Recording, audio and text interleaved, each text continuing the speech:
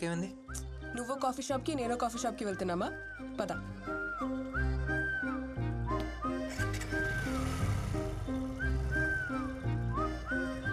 ఆ రూట్లో అలా వెళ్ళొచ్చు కదా. అటు సైడ్ చాలా స్పీడ్ బ్రేకర్స్ ఉన్నాయి, అందుకే ఇటు వెళ్దాం. పర్లేదు, వెళ్ళు.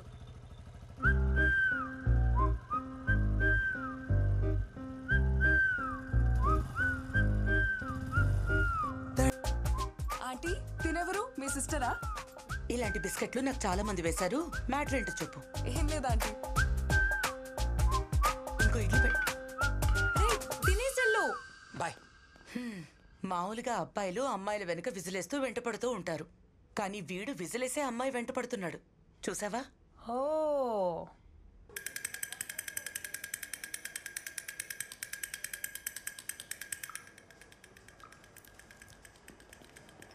Good morning uncle. Good morning. నిన్న వాళ్ళ ఇంటికి వెళ్ళిపోతున్నాగా.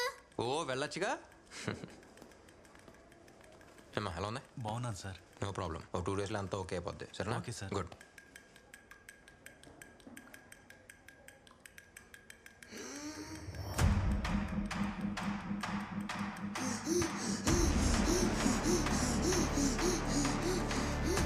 ఏమైంది? ఏమో డాక్టర్, ఏం అర్థం అవడం లేదు. ఇప్పుడే సెలైన్ పెట్టాను. పాపం చేసుకోండి.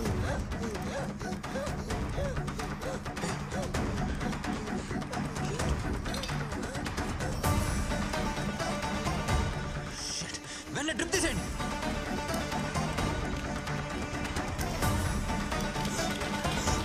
ఎన్డబ్ల్యూ కంపెనీ డ్రిప్స్ ఎవరికి ఇంజెక్ట్ చేయొద్దు. అన్ని హాస్పిటల్స్కి ఇన్ఫార్మ్ చేయండి. Okay doctor. నా కొడుకుని చూడండి అయ్యా, ఏమైనా అర్థం కాలే. ఇప్పుడే సెలైన్ పెట్టాను. ఈ లైన్ సార్. ఇయర్ తీసుకెళ్ళి. అలాగే సార్.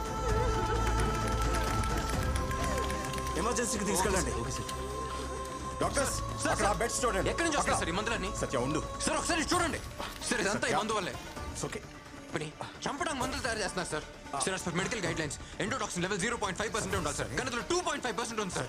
రెగ్యులేషన్స్ ఫాలో కాకుండా పర్చేస్ చేయడానికి ఎవరు సార్ పర్మిషన్ ఇచ్చింది? చెప్తాను, ఇలా పక్కకి రా. ఈ ఇష్యూని పెద్ద చేయదు సత్య. ఈ కంపెనీ ఎవరిదో తెలుసా? గురు వాళ్ళ బినామీ రవిది. వాళ్ళని ఎదిరించి మనం ఏం చేయలేం. దయచేసి నా మాట విని ఈ ఇష్యూని ఇక్కడితో వదిలేయి. వాడిని మనం ఎదిరిస్తే ఈ హాస్పిటల్ ఉండదు, మనం ఉండం. లోపల 2 పిల్లలు చనిపోయారు. ఇంకో 3 పరిస్థితి క్రిటికల్ గా ఉంది. అయ్యా చూడండి అయ్యా.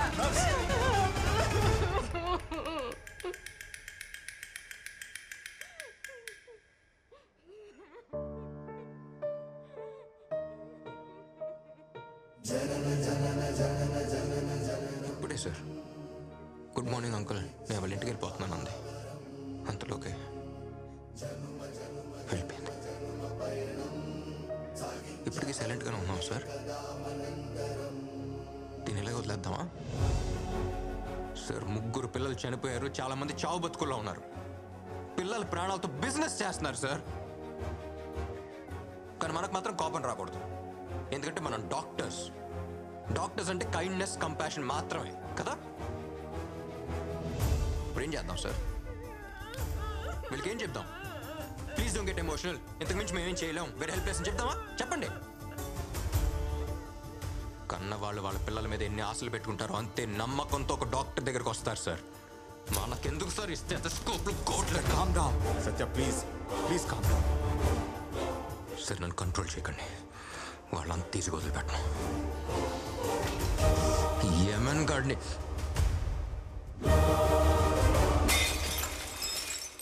ఈ ఫార్మా మాఫియాని నడిపిస్తోన్న రవి గురు బినామీయేనని, అతను చేసిన నేరాల్ని సాక్ష్యాధారాలతో డిస్ట్రిక్ట్ కలెక్టర్ ముందు డాక్టర్ సత్య రుజువు చేశారు. రవికి గురు ప్రధాన అనుచరుడిగా ఉంటూ ఎన్నో ఆర్థిక నేరాలకు పాల్పడినట్టు అభియోగాలున్నాయి. కర్నూలు హాస్పిటల్లో కల్తీ మెడిసిన్ వల్ల ఒకేసారి 18 మంది చిన్న పిల్లలు స్పృహ కోల్పోయారు. అందులో 2 మరణించగా 8 మంది పిల్లలు ప్రాణాపాయ. ఈ కేసుకి నాకు ఎటువంటి సంబంధం లేదు. ఒక్క రోజులో బయటకు వస్తా, అర్థమైందా?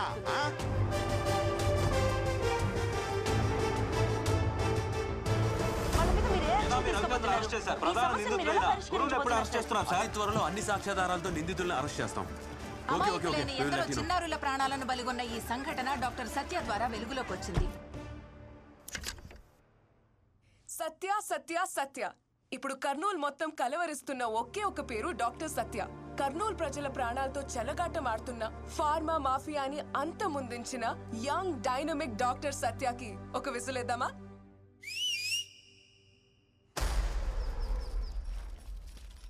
మామా ఈ చెట్టుకి మధ్యన గ్యాప్ ఉండదు. ఈడొక మొక్క నాటాలా. ఇప్పటిదాకా నువ్వు నాటిన మొక్కలకి నీకు డాక్టరేట్ ఇయ్యాలి గురు. డాక్టర్ అంటే గుర్తొచ్చినదే. ఓడి పేరేంది? సత్య. ఓడిని నేను చూడాలా?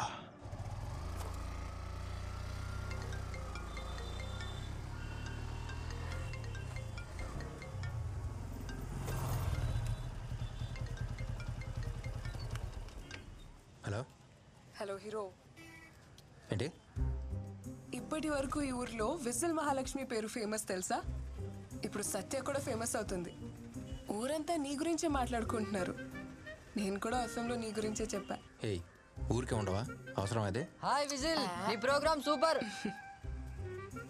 సరే, నీతో ఒక ముఖ్యమైన విషయం మాట్లాడాలి. ఎక్కడున్నావు? కొండారెడ్డి బురుష్ దగ్గర ఉన్నాను. ఏంటి విషయం?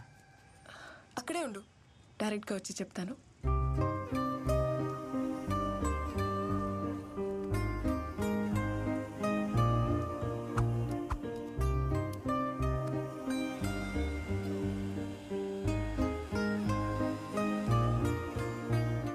సరే చెప్పు, ఏదో చెప్పాలన్నావుగా. అది ఊరంతా నీ గురించే మాట్లాడుకుంటున్నారు కదా, దాని గురించే. ఇది ఒకటి ఫోన్లో చెప్పేసావు కదా. వేరేదేదో ముఖ్యమైన విషయం ఏదో చెప్పాలన్నా.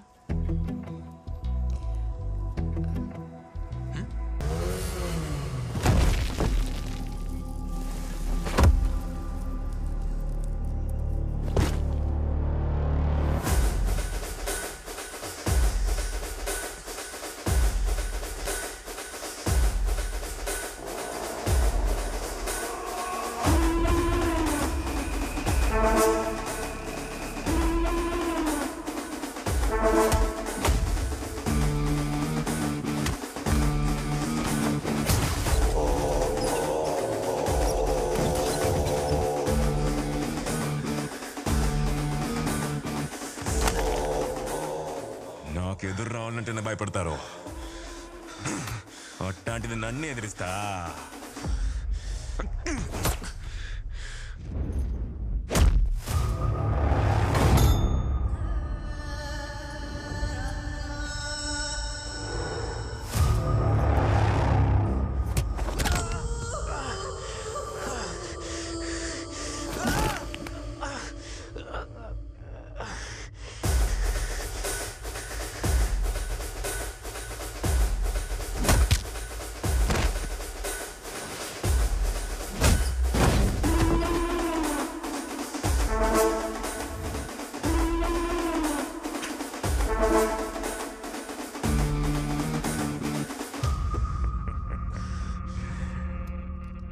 ఎప్పుడు నా మనుషులే పంపిస్తుంటా, కానీ ఇప్పుడు సత్య అని ఊరంతా కొత్తగా అయిన పడతా ఉండదు.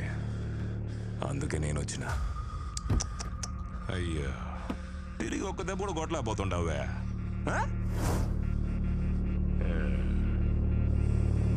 నా కళ్ళల్లో కళ్ళు పెట్టి చూస్తావురా?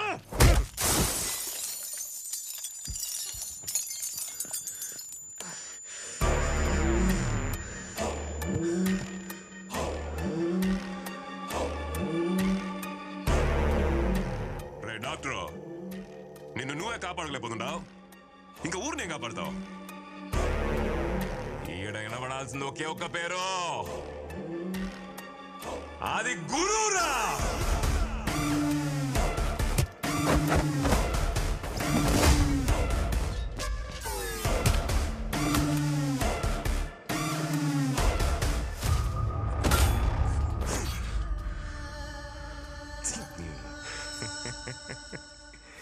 పెద్దోళ్ళు సానా గొప్పలు డాక్టర్. ఎవడి సావు ఎవడి చేతుల్లో ఉండాదో ఎవడికి తెలియదని ఊరికి నేను చెప్పినారు. నా చేతిలో సచ్చేదానికి హైదరాబాద్ నుంచి వచ్చిండవు. మనిషి అన్నోడు బలంతో బతకాలా లేదు భయంతో బతకాలా, నీకు ఆ రెండు లేవే. దానికే కదా నువ్వు సస్తుండవు.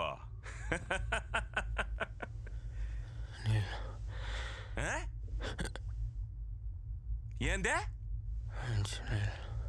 మంచినీళ్ళు ఈడికి ఎవడైనా మనుషులు ఇస్తారప్పా?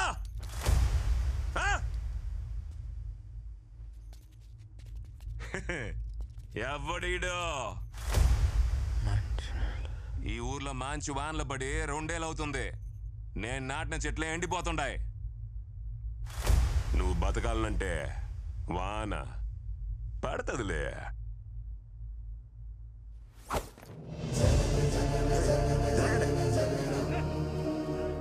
దేవుడిచ్చిన మహావరం జన్మ జన్మ జన్మ జన్మ పయనం కదా మనందరం.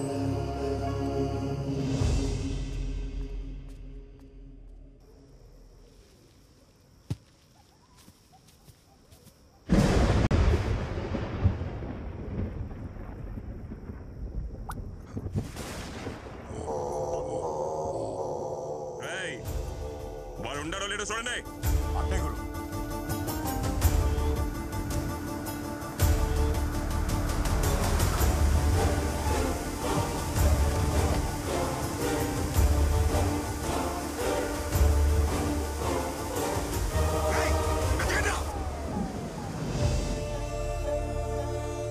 చెప్పానమ్మా, వాడి విషయంలో తలదూర్చొద్దని నా బిడ్డకు చెప్పినట్టు చెప్పానమ్మా. వినలేదు.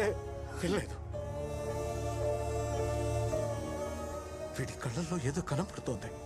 వీడి కోపం వేరేలా ఉందమ్మా. అన్ని చోట్ల వాళ్ళు వెతుకుతున్నారు. వీడు బయట కనిపిస్తే అంతే.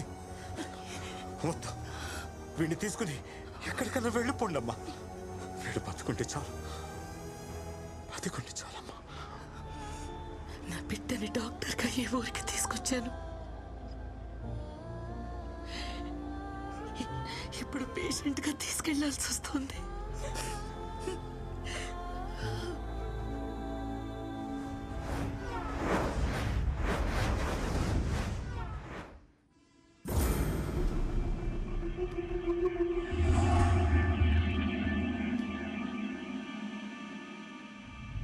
కర్నూల్ గురు అన్న పేరు 2 తెలుగు రాష్ట్రాల్లో ఎవరూ తెలియని వాళ్ళు ఉండరేమో. అన్న గురించిరా.